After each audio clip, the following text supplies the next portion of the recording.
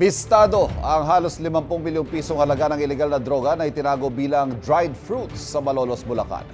Arestado ang 5 sangkot at wala silang pahayag. May unang balita si James Agustin.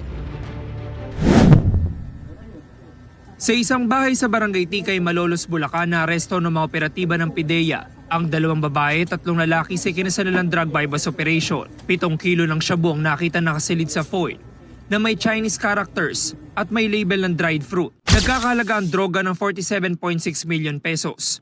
Ayon sa PIDEA, isa sa mga babaeng sospek ay dati nang nakulong dahil sa kasong may kinalaman din sa droga. Napansin natin na bumabalik sa kanyang dating gawain at upon surveillance, nakita natin na malaki pa rin yung galaw niya. So doon nagsimula talaga yung pagkasa natin ng bypass operation. Sabi ng PIDEA, kabilang sa area of operation ng mga sospek ang Bulacan, Valenzuela, Malabon at Navotas. Ang pagbebenta ng droga tila family business na raw ng mga ito.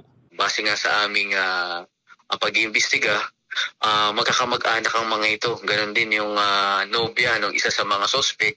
So technically, hindi sila basta small time lang na gumagamit sa loob, hindi ito isang drug din.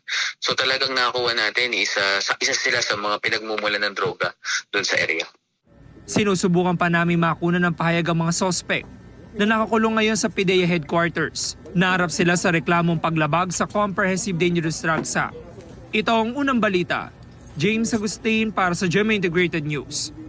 Kapuso, huwag magpapahuli sa latest news and updates. Mag-iuna ka sa balita at mag-subscribe sa YouTube channel ng GMA Integrated News.